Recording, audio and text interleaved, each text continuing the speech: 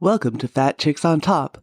This podcast contains frank discussions about the body, sexuality, and occasionally uses swear words, which may not be appropriate for people under the age of 18. This podcast also uses facts, statistics, and mathematics, which may not be appropriate for liberal arts majors. And this podcast relies on science and reality, which may not be appropriate for evangelicals.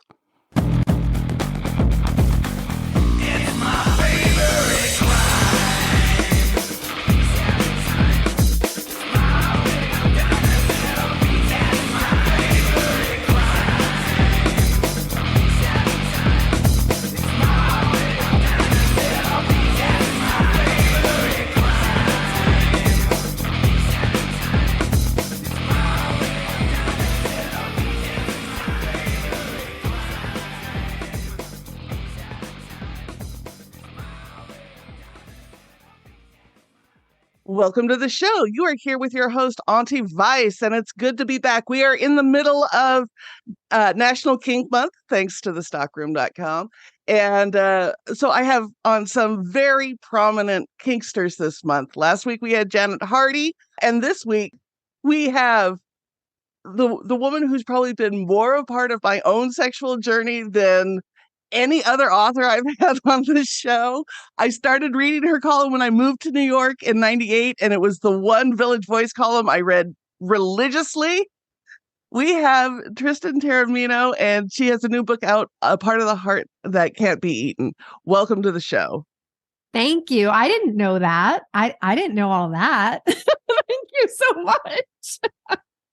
It's crazy. Like, I have worked with really prominent people in my life, and when it comes to being nervous about meeting someone, you are up there with like very few, because your writing has been so integral to my own work and my own development. It's like, it's amazing. I still have, so when Opening Up came out, like, my ex-wife bought it like the first week it was out in bookstores, and like this was a huge part of it. So it's so cool to have you here on the show. Amazing. So for those of you who may not be as familiar with Tristan's work, she's a writer, a sex educator, and one of the best writers out there right now. Your new book, Part of the Heart Can't Be Eaten, is a memoir, which is different than some of the other stuff you've done. So do you want to talk about the book for a minute? Sure. It is really different in that if you read my Village Voice column, you know that I really explicitly shared my sexual adventures with the world. And I have done that in other books. I've talked about my own relationships and my own sex life. But this book is like a deeper dive. And so there's a lot of stuff in this book that I haven't talked about publicly, I haven't written about before. Plus, there's also a lot of sex, just in case anyone is like needing that reassurance. There's also sex. And it takes place from the time I was born until I'm about 31. So it goes till about 2001. So it covers a really, like a really long part. It's my childhood, my teens, my college years. And then after college, I moved to New York City. Apparently we moved to New York City right around the same time. And got involved in sort of underground queer women's culture and kink. And then the thread throughout the book really is my relationship with my dad, who was gay and died of AIDS in 1995. And, it's like a unique history of two queer people from one family. It really is. And another way it's different is you have an academic press putting this out. Duke University put it out. When you started writing and you started writing about sex, did you ever fathom that academic presses would be clamoring for information like this? No. I mean, the fact that I got to work with Duke is one of the highlights of my entire career. The care that they take with their authors and their books, I've never felt so nurtured and respected and treated well. I mean, that's not shade for other publishers, but there it is. And so, there are some university presses which are now venturing out into other kinds of more popular mass market titles. And, I'm on the docket this fall with some really great memoirs, actually, by some incredible people. I never imagined a university press would publish it, but I have kind of straddled the line between popular writing and academia. I did a book with 3 professors from UCSB, and I've done some academic writing. I've done a lot of talks at colleges and universities. So it made sense to me. And also, I think that they have a fair amount of freedom. There's a lot of pictures in this book, and some of the pictures are a little racy. And they, it all cleared through them. They said, yeah, we'll publish this photo of you topless, because I think they get a little bit more leeway because no one's kind of like scrutinizing them about their content in the same way they might scrutinize one of the big mainstream publishers. And it's one of the things that has really changed from the time you started writing about sex, right? When you started writing about sex, there were a few people who were writing about it. Like, your column was coming out when we had Midori on about 3 months ago, and her work came out in 2001 with some photos and stuff, but there wasn't this huge influx with sex writers. And now, like, there's so many. You're obviously on top of the sex writing world and know what's going on. What's your evaluation of where sex writing is going and the whole trend now with so many new voices in there? Right. I mean, no matter what, we need more dialogue, open dialogue, and writing about sex. It was, quite frankly, in its infancy when I first started. And now we've got, sex columns in college newspapers and tons more books about sex. And, there's a new sex educator born on TikTok every 5 minutes, I think. And there's some amazing influencers who are talking about sex on other social media. So, I think the thing that strikes me is that there are now really, really good writers who take the craft of writing seriously, take the subject of sex seriously. It's not frivolous. It's not a fluff piece. It's not another like listicle. I think of Tina Horn, who's done a bunch of stuff for Rolling Stone. I think of Ro White, who used to work at Autostraddle. I think of Lux Alptrum, who is a freelancer and also wrote a book. So there's some people out there who are just doing really good, solid work and really good journalism. And that's really what you want to see. I mean, when I started out, it's like, I want a world with more sex positivity. And so we are still forming that world. You came into this, you had some interest in law and going to law school and switched over. That's another thing you have in common with another number of people who we've had on the show, is you moved from this academic, high-powered area into sex. What was it about sex writing that drew you into it and away from, doing corporate law or anything like that? I mean, I wouldn't have done corporate law. I would have at least done public service. But no, it's like, I think law school should have a whole sort of niche marketing campaign that's like law school, creating amazing sex writers since 1998. Or in my case, I guess since 1993. So the thing about sex to me is it's a fascinating topic. Now, I say that sitting here as someone in my 50s who you would think, oh, are you pretty kind of jaded by now? Are you pretty over it? And I'm not over it. I still have a tremendous amount of curiosity and fascination with all things sexual. When I don't, I'll stop doing it. But for now, I feel like there are endless possibilities. And, one of the most exciting things we can do as we connect with other human beings is have these sexual experiences because they're so, so varied. Like they can be quick and they can be hours long and they can be spiritual or they can be nasty and dirty or both or everything, and we can learn something new about our partners or about ourselves. We can transform. We can grow up and evolve and explore and, heal through sex. We can do a lot of things through sex. And so to me, it's a landscape with like endless possibilities. When you started putting out information about your own sex life, was that intimidating or did it just seem real natural to start talking about, hey, this is everything I've been doing? Well, that's a funny story because, I started out writing and getting published erotic fiction, which essentially my erotic fiction was all true stories, very thinly veiled about stuff that was happening to me and stuff that I experienced and people I had sex with. And so, I felt like, okay, well, this is a sort of a safe way to do it because I'm calling this fiction. So I'm calling this not a true story, even though much of what I wrote was very true and based on true events. And then at some point, I felt like I kind of just want to say this like in my own voice. I don't really want to follow the conventions of fiction writing. Fiction writing is very hard to do.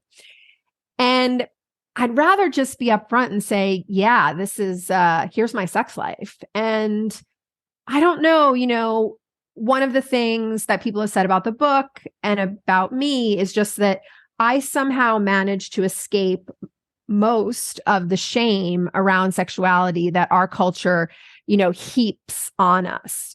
This is the United States, which is founded in Puritanism, and also colonialism. And so it's kind of baked into the society, all this repression and guilt and negative feelings about sex. And somehow that like flew right by me and escaped me. And so I feel pretty shameless when it comes to talking about sex, including my own sex life. You also, in this book, you talk a lot about your family, your ancestry, and for other people to have that information out there about them. How was it in approaching them and saying, hey, I'm going to put this out and these photos out and these letters out? How was that received amongst the people who show up in your book? Yeah. Okay. Well, first, let's just talk about family of origin. The interesting thing about my family of origin is there was actual archival work to be done, right? So one of my like great ancestors has his own Wikipedia page, and he's had like scholarly articles written about him because he's known for writing the first book that was banned in the New World. So you get a sense already that like I've got a little rebellion in my blood. But also he was one of the original settlers of Massachusetts. So he came over real early, and that sort of waspy quality is in some of my bloodline. And then I also was able to find documents like marriage certificates, divorce decrees, birth certificates, baptismal certificates, a bunch of stuff about my father's side of the family. And also my father's sister, my aunt, is still alive. So I can sort of fact check things with her.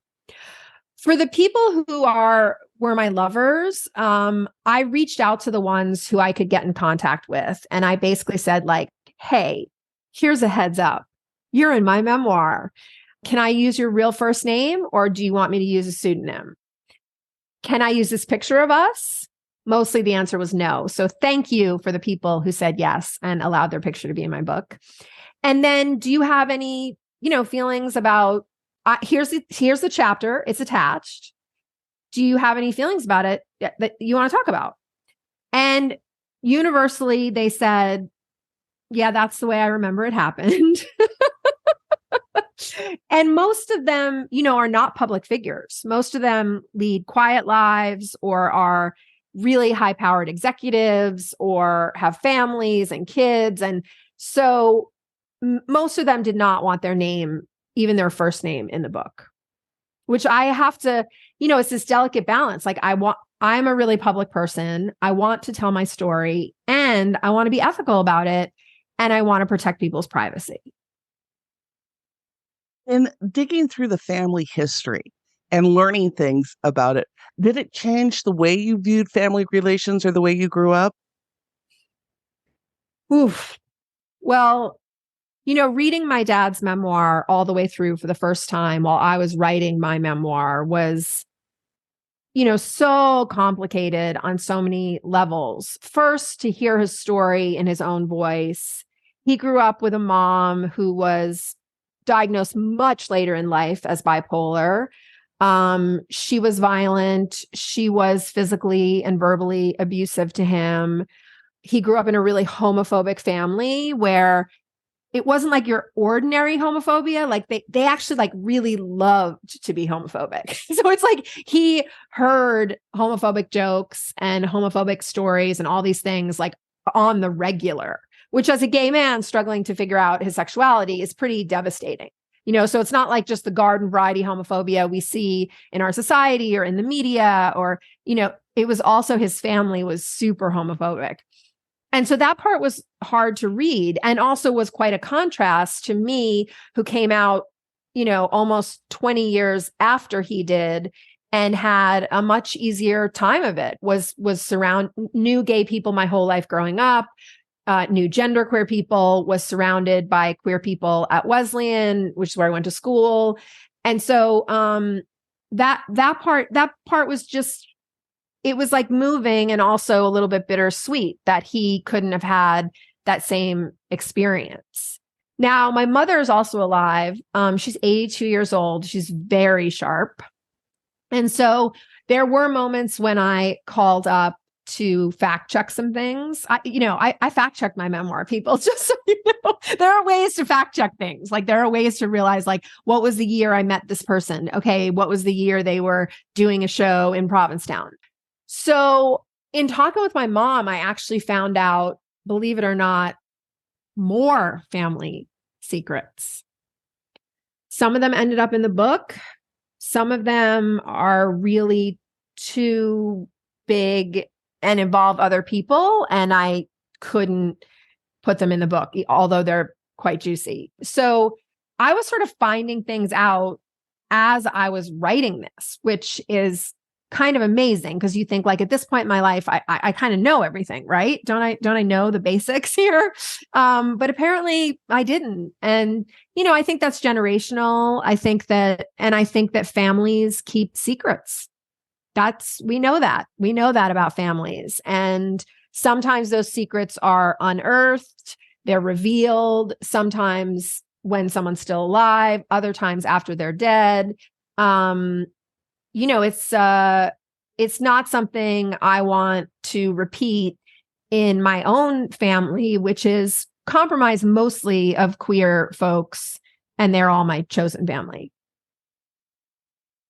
So when we talk about family secrets, we all have those. I grew up in a very waspy family. There are lots, because wasps don't talk.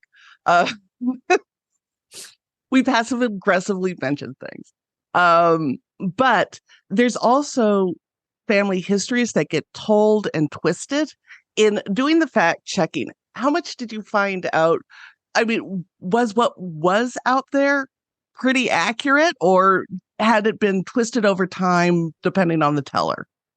This is a great story. Well, there's a couple things. One is the stuff in my dad's book was mostly accurate. I fact checked that with my mom, and also my aunt. So the stuff in my dad's book, and there are pieces of his memoir incorporated into my book. So you get to read it in his own voice, and all of that was accurate. One thing that was like a really funny story that was told to me was that my paternal grandmother's husband, my paternal grandmother's father died fairly young, on the roof of a Brooklyn building where he owned a restaurant and bar in the bottom floor. And people in my family, on that side of my family, are like, oh, it was like a gambling thing gone wrong, or he was having an affair with like the female bartender, so I really, really tried to track that down. I really did. And I finally found an article from that year that said, man falls down the stairs of Brooklyn brownstone and dies. And so at first, I showed it to one of my friends and they were like, see, no, it's all family mythology. He fell down the stairs. People fall down the stairs. And I was like, but did he? Because if it was any one of those other things, like someone pushed him, that wouldn't be in the story, right? That would get covered up. If someone wanted to push him and kill him, they wouldn't do it and get caught. So it's like there are these mysteries that still linger to me about how, that would be my great-grandfather, how my great-grandfather died on my dad's side. And, there are these sort of tales that follow you throughout your family. And in some ways, it's like they matter. The story matters as much as like the facts, because the story has been fed to you and you have taken that in and thought, okay, that's part of who I am. That's part of my history. So even if you find out later, oh, that's not exactly the way it went down, you've been told the story so many times that you think this is just, the other narrative is just as important. And it really is. It does shape the way we move through the world. You've brought up that you had a very different coming out experience than your father. One of the things I've been doing on the show is interviewing older queers, because we've seen shit. The younger generation's seeing a lot of shit right now, and so many of them feel so vulnerable. So in your perspective of having been around for a few decades, what's your take on the current political situation with the queer community? Well, I have a lot of takes.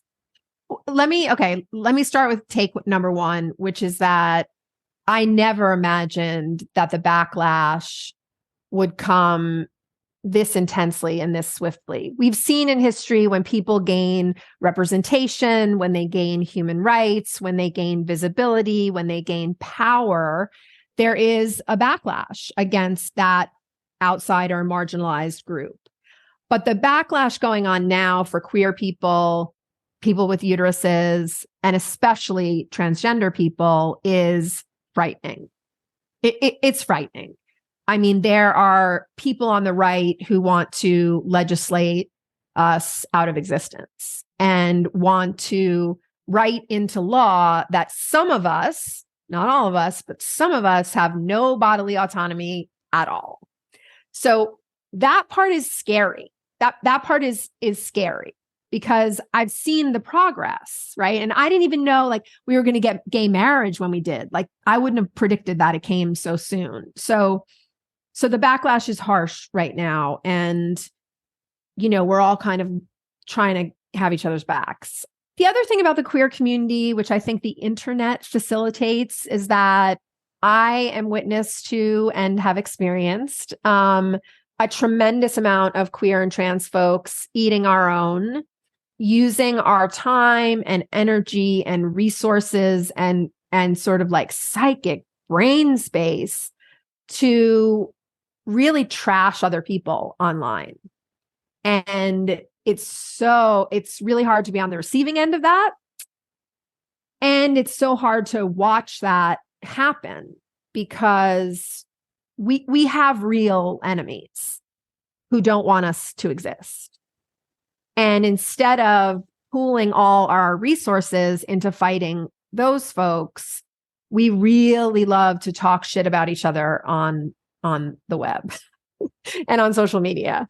So some of this sort of righteous anger that people feel, anyone who's marginalized in this country has the right to feel angry. And if they're awake, they are angry, period. If you're paying attention to what's going on at all and you're marginalized, it's shit is fucked up. But I feel like some of that righteous anger gets directed at people within our own community. And it's not helpful. Speaking of righteous anger and directed, you said in another interview, you kind of wish your book would get the ire of the right going so it could be banned and then you could sell a ton more. Yeah. And I understand that inclination. But you're out, you're touring, you have a bunch of dates coming up in the South.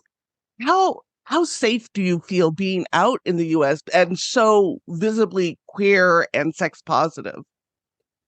Yeah, that's a great question too, because people are picketing gay bookstores now, right? I mean, people are showing up to school board meetings and getting violent. This happened in my city. This happened in Glendale in California, where they wanted to acknowledge Pride with hanging a flag. And so everyone had to vote on it. And these anti-queer and trans folk people were getting violent with Queer Nation LA. It was really scary. And it's no wonder Queer Nation LA has now been resurrected, because we need more direct action politics and activism than we ever had before. I mean, I think, I walk in this world with a lot of privilege. I'm white, I'm middle class, I appear able-bodied, although I am not. I am femme presenting, so I could technically pass as straight if I really just didn't say anything. But the minute I open my mouth, you're gonna know. And so I afford a level of safety throughout the United States that my brothers and sisters and siblings do not have. With that, and a lot of this is around bodily autonomy. You shot a lot of porn, which is, and speaking of people eating their own, in the feminist community, this has long been debating. You were shooting at a time that like Catherine McKinnon and Dworkin and all these anti-porn feminists were out there. I mean, it came a little later. It came a little later than the Dworkin McKinnon, but that had been solidly they had solidly gained a foothold within some sectors of feminism. So there's a debate of, can there be feminist porn? So in your mind, what does feminist porn look like? Right. I know. I wish that debate wasn't still raging on. Feminist porn now has a history that dates back to the 1980s. And so at some level, like, people have to accept it and move on. But to me, feminist porn covers a lot of ground, actually. And it's not one thing.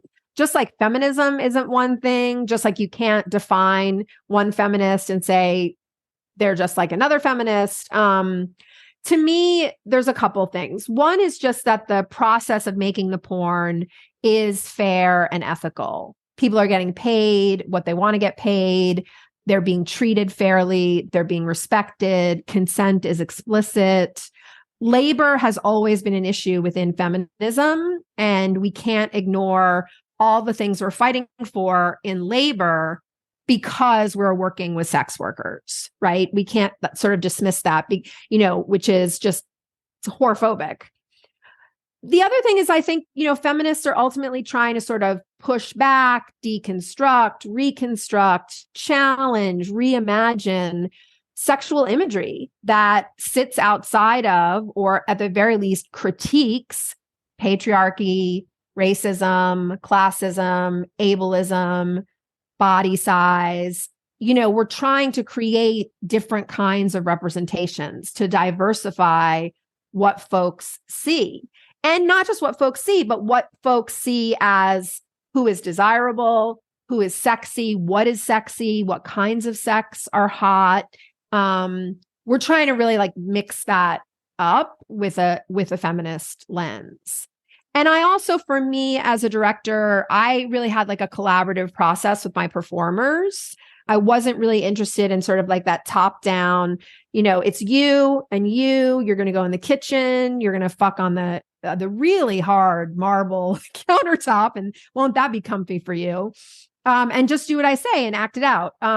That's one model. And I mean, that's what people do in Hollywood. So again, we shouldn't fault people in porn who do it. But I wanted to really collaborate more with my performers and have them participate as much as they wanted to in their own representation. What was the favorite one you shot? I can't say that because I love all my children equally. I mean, a few things stand out to me. I did 3 series for when I was at Vivid Entertainment. I did Chemistry, which was like a reality porn documentary style, unscripted. And all the chemistries were like, they look like super big parties on screen. And that is exactly what they were like. I mean, they were unforgettable experiences. There were amazing people, fantastic chemistry between people, a lot of hanging out, a lot of talking, just a kind of immersive 2-day experience with all these performers. I also shot a series called Rough Sex, and Cinnamon Love did this BDSM scene with all Black performers, and she's Black. And it was pretty groundbreaking at the time. And she really kind of controlled every piece of that scene. And that's like a favorite. And then I think in the Expert Guide series, which is a sex ed series, probably the Expert Guide to Pegging. I mean, I had a lot of what I'm just going to call vaguely crossover performers, and that is performers who were known for doing queer porn and indie porn. And I shot them for a very mainstream company, which was Vivid Entertainment. And that pegging video is it's super hot. Well, I'm glad you bring up pegging because you have a great chapter title, which is Anal Sex Made Me. Thank you for calling that out. Thank you for calling out that title. I'm really proud of that title. And that it has multiple meanings, and I hope you all laugh when you see it. Okay, good. Thank you for pointing that out. I do. I love the I also, your first line of your book is one of the best first lines written. So I will let people read it, but God, it was so. Did you ever think anal sex and pegging would get as common and as big as it is? I mean, I wanted that. I wanted that for people. I wanted that for humanity. I wanted that for lovers everywhere. But the amount of stigma and taboo and shame about anal sex when the first edition of my book came out in 1998, I mean, it was crickets. People were they were shocked more than anything else. They were shocked that this book even existed. And now it's like you read Cosmo and it's like anal sex, yawn, how ordinary. There's articles in major women's and men's magazines, in major press that really, talk about anal as if it's like just another thing on the menu. And it is just another thing on the menu. And I want it to be just another thing on the menu, but it didn't used to be. And I talked about pegging. Many of us talked about pegging before the word pegging existed, before the term was actually incorporated into the lexicon. We were talking about people fucking people, mostly cis men, in the ass with strap-ons. And so the fact that pegging has even had some sort of mainstream recognition is just wonderful. I mean, these are the kinds of progress that I want to see happening. And, the amount of, especially men, of cis and trans men who are willing to say, I like getting fucked in the ass now versus then, it's pretty dramatic. It's pretty dramatic. It really is. And for our listeners who haven't read it, we had Cooper Beckett and Lindsay Miller on when their book, the Pegging book, came out, and you do a wonderful chapter in there talking about a lot of the cultural ramifications of pegging. And we'll have the link up to definitely read it. There's a ton of insight that you bring to that, and I appreciate that. Thank you. It's a great book. It's a great book. Yeah. Now there's a whole book. There's a whole book on pegging. I mean, that kind of says it all, right? There's a whole book just on pegging. It's crazy to me that not just anal sex. I mean, we're talking a very narrow category. Yeah. Yes. Yeah. It's amazing. So you have brought up you're in your 50s. How has sex changed as you've gotten older? Listen, folks, because I'm here to evangelize and proselytize. I had surgically induced menopause at the age of 41. And I'm also on a bunch of antidepressants. I also live with chronic pain. And there was a time in my 40s where I thought maybe this part of my life of being adventurous, of experiencing great deals of ecstasy and connection with partners, like maybe we're winding that down. I did have a good run. So I'm not mad about that. But, when I was about 45, I started seeing someone new who just set me on fire. And so many things changed with that partner, which made it possible for me to experience sex not only as good as I had been having before this sort of slump, but better. And better because I know my own body. I know what I want, which I've always known those things, but this is like, times 10. And I think about pleasure in really diverse ways. It doesn't have to be one thing. I'm able to be more vulnerable and connect with someone. And so if you told me back then, like, hey, you're going to actually be having the best sex of your life post-menopause at 52 years old, I would say, who are you, lady? I would say to the future me, like, that's not possible. And yet here I am, and I can sort of boldly declare that I'm having sex with deeper physical, emotional, and spiritual connection, more intense sensations, more variety, more fantasy, more orgasms than I've ever had before. You bring up that you are on antidepressants, which are a major killer for most people's sex drives. So what helped you find the combination where you can have a sex drive in these experiences? Because many people with depression struggle with having any desire at all.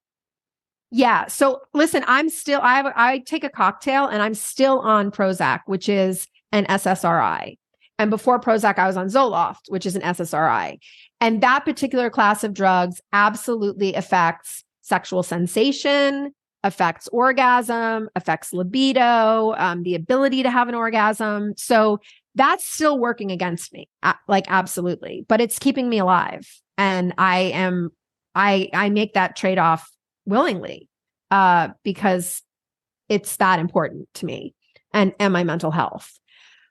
I think if I were going to offer any advice, I think that one of the things that kind of brought me back to my own sexuality was that once this person kind of sparked it back in me and showed me that like there was still this amazing sexuality and it was in me all the time, I began to really cultivate a relationship with myself. And I think sometimes we can, get off the train of masturbation and self-pleasure, especially when we have partner or partners. And I just, my sex drive had increased and I was like, I kind of want to keep it that way. And one thing that happens is like the more you masturbate and the more you have sex, the more you want to masturbate and the more you want to have sex. That's psychological, it's emotional, it's also physical. It's just your body because you keep getting those hormone bumps, and then you're like, I want some more. So developing a sexual relationship with myself like went hand in hand with finding a new lover who could sort of unlock some parts of me that were quite dormant. And now everything like feels very much like it's come very full circle. I mean, not only am I traveling to these cities and seeing people I haven't seen in 15, 20, 30 years, people coming out to my readings and my events, some people who are in the book. That's been pretty amazing. But also, I've recently met a new person who has just entranced me. And I'm totally bathing in new relationship energy. So I fully own that. But I didn't think I could learn anything new in sex. I didn't think I could do things that I've never done before, experience pleasure in ways I've never experienced it before. And yet that is what's going on. That is the reality of my life right now. And it is fucking incredible. I mean, it is, wow. I am so happy to hear that. Depression alone, and if you don't mind, we can talk about depression for a little bit, because yeah, great. No, absolutely. I like, yeah. For our regular listeners, I live with bipolar type 1. And so depression is a huge killer of desire. So beyond a great drug cocktail, are there any other ways you've helped deal with this? Because it impacts relationships, it impacts sex. I mean, depression can take over your life. Absolutely. So I talk a lot about depression. I've been out about my sex life forever. I have not been this frank or candid about my mental health as I am in this book. And so, of course, a lot of people want to talk about that. And it's a big part of my life, that I deal with on a daily basis, which most of us do when we have mental health issues. So I think that one of the best books ever written about sexuality, especially for people with vulvas and vaginas and uteruses, is called Come As You Are. It's by Emily Nagoski, and she translates some really cutting edge research on the sexuality of those folks, some of which identify as women, and translates it for a popular audience and really sort of blows up our notions of, or mainstream notions of, women's sexual desire, arousal patterns, what it means to experience fluctuations in sex drive. And so with that, I feel like she's really made it a more popular idea that as you age, you have less spontaneous desire. And spontaneous desire to me is like someone walks in the room and you're like, yeah, I want to fuck. Right. And so then what people are bemoaning, right? They're bemoaning, I don't feel that way about my partner of many, many, many years. Or I just don't get that teenage feeling of just feeling it in my pussy, when I see someone. Right. And so they feel this terrible loss, right? And they're wanting to go back to that. And that's all spontaneous desire. But in essence, lots of people don't have spontaneous desire. We have desire that comes from a number of different sources. So, I am one who sometimes just forgets about sex. I do. Listen, my estrogen is low. I'm tired. And I have no problem sort of reminding myself, hey, Tristan, you want to have sex? Now, I may be having sex with myself, or I may lean over to a partner and say, hey, do you want to have sex? This is not a romance novel, people. This is not me seducing someone, because I say it just like that. Or someone says it to me hey, remember sex? We had it. And then should we have it again? And I say, oh, yeah, we probably should. And so I start in, and this is also a concept from Rosemary Besant and her image of female sexuality, which is that I start in a neutral place rather than a super turned on place, right? So I come to it thinking, yeah, let's see how this goes. Start to sort of mess around, start to feel things. And then my brain goes, oh, I want to have sex. But you see that the arousal preceded the desire. And we've always been taught that desire precedes arousal. And spontaneous desire does that. But not all kinds of desire do that. And so sometimes you have to remind myself, not right now when I'm bathed in new relationship energy and I just literally want to have sex all the time. And I feel like there's a teenager and they're really horny and they're currently occupying my body. But I have been in a situation where I've scheduled sex. I've I've just sort of reminded myself like, hey, let's have sex again. And I don't ever regret it. I mean, the other thing is like, you could start and be like, you know what? I'm not feeling this. Yeah. Okay. No. Right. You can start and get into it and then be like, no, abandon. I mean, that's what we should do. And we should tell the truth about that and tell our partners, and our partners should respect that. So I've never like regretted initiating or starting sex from a neutral place and kind of seeing where it went. Because usually it can go to a really hot place. I just got to sort of remind myself to go do it.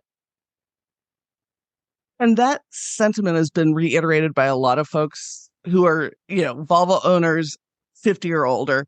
I regularly tell my partner, if you wake up and you're horny in the morning, tap me on the shoulder, I'll take off the CPAP and we can start. Like, it's not real sexy.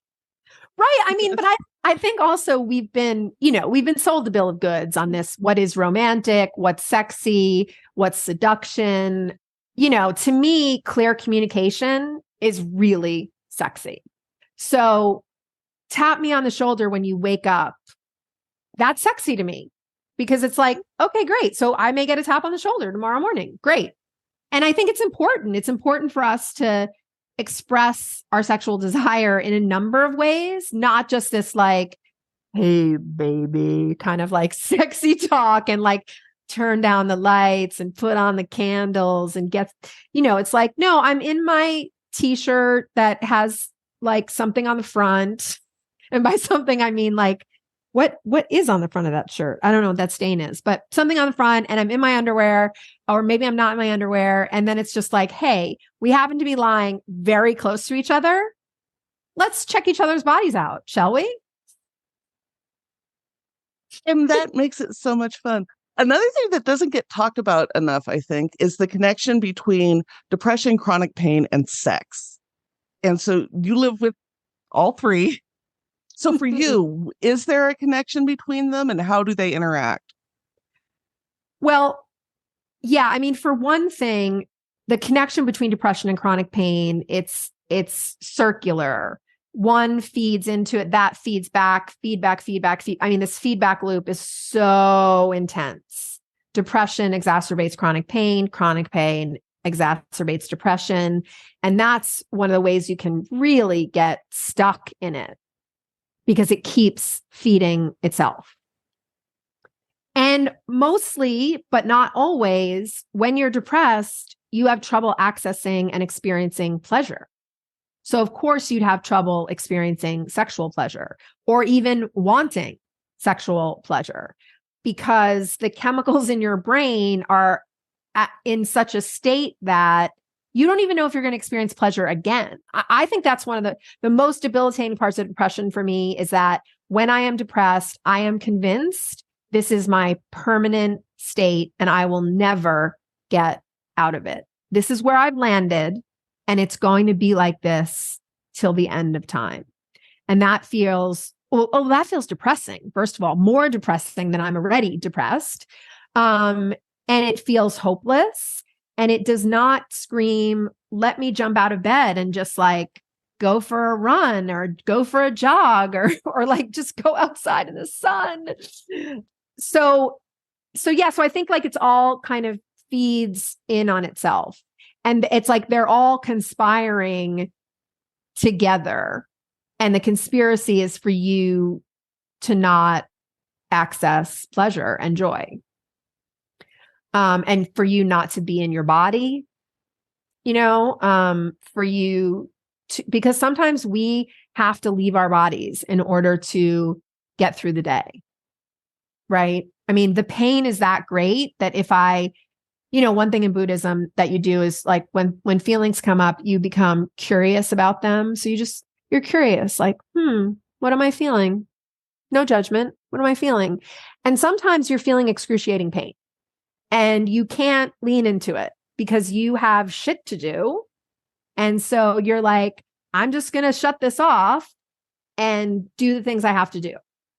And when you're shut off like that, of course, you're not embodied and like ready for action. You're just trying to manage moving your body through the world.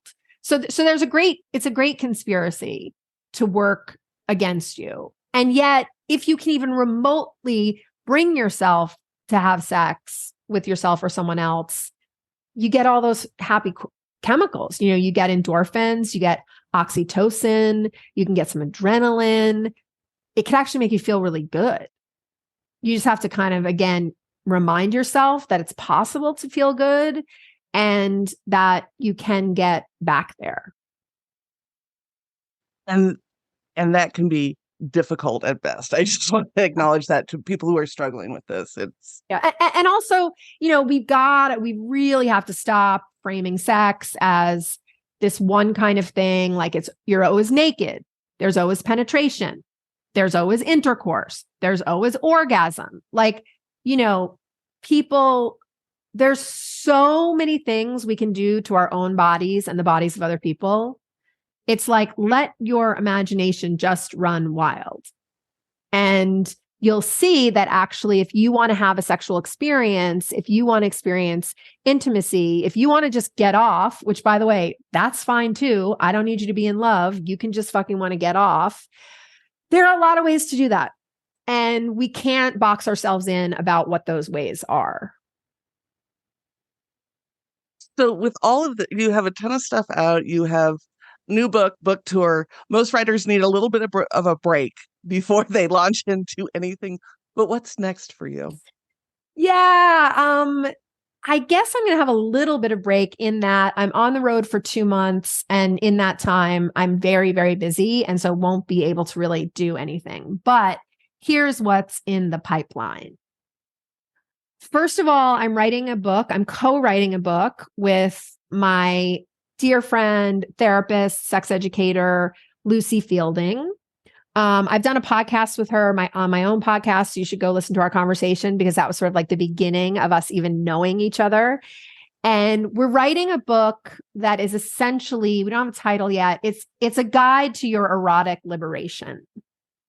So the emphasis here is not on tips and tricks and techniques. Because like I can give you all the hand job techniques, you want. But if you don't know who you are sexually, if you don't know what you want, if you haven't worked through some of your own sexual baggage and trauma, if you can't tell another person what you want, all the tips in the world are not going to get you very far, right? So we got to start from a different place, essentially. I'm also writing a second memoir. So that memoir will pick up when I'm about 30 years old and and you'll get my 30s, my 40s, and the beginning of my 50s. And there's a lot of ground to cover, people. I feel like I should make like a list of like, spoil alerts. Here's what's coming in the next, here's what's coming in the next memoir. More kinky, poly, queer sex, a dominant submissive relationship that lasts for nearly 2 decades and then goes off the rails. Mental breakdown. No, wait, 2 mental breakdowns.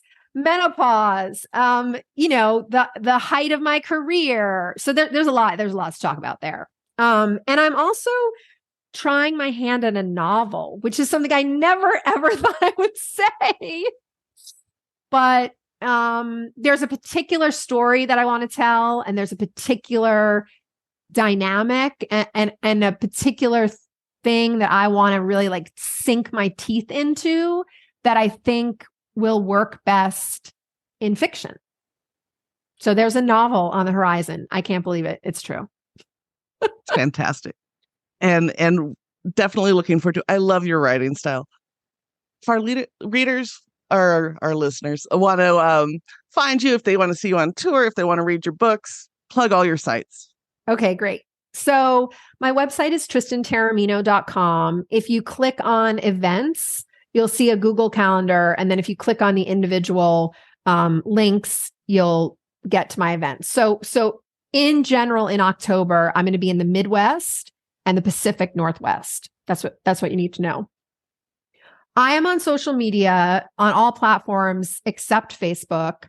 at Tristan Taormino. I am most active on Instagram. So if you want like breaking news and you want to know what I'm up to and you want to follow my tour and you want to be the first to know anything, Instagram is the way to go. I answer my own DMs.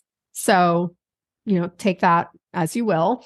And I post on my own Instagram. So Instagram is a great way to get me. And you can buy my book anywhere that bookstores are, online, in the real world. There's also an audiobook version on Audible. Super proud of how it came out. I'm narrating it. I had an amazing director. Like, we really created something fantastic. If you've listened to any of my old audiobooks, just think Tristan 2.0 audiobook. This is like next level. And you can get that on Audible. I think that's it, right? I'm looking around, like I'm actually at an Airbnb in North Carolina, and I'm looking around like someone's going to tell me, no, wait, you forgot. But I'm completely alone here. So no one else is going to tell me. Listeners will have all of those links and more in the show notes. This is one of the best. I've read a ton of memoir this year. This is definitely one of the top ones. Thank you for being on the show. Thank you for all of your work. You've been so transformative for me, and good luck with the tour. Thanks for having me. I really, really appreciate these conversations. I don't take them for granted. Many of us are making really important media, and our voices need to be out there. And I'm so glad your voice is out there. Thank you. Thank you.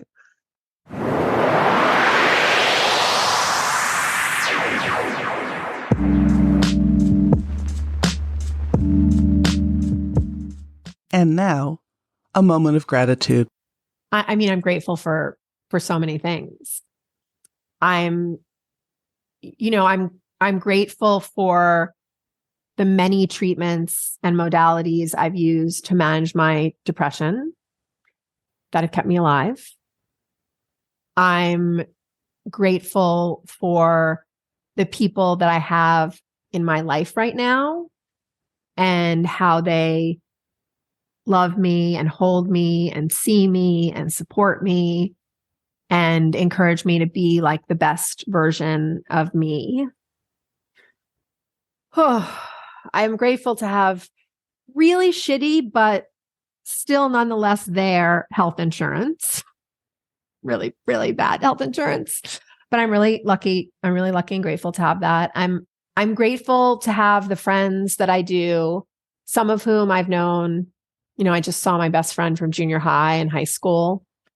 What an amazing reconnection we had. And then people I met last year who I'm becoming close to. And I'm just, my friendships are really, really important to me. And I feel so lucky to have all these people in my life who show up for me and who I show up for. And there's just a lot of love right now in my life. And, when you get cynical and you get jaded and your body gets old and you think, wow, are we winding this down, Tristan? This life anyway?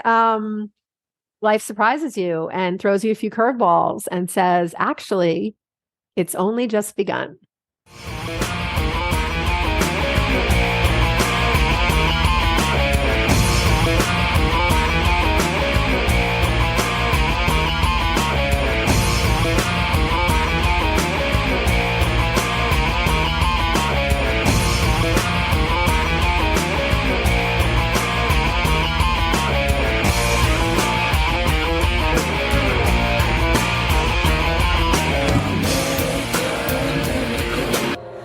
Texas of the world.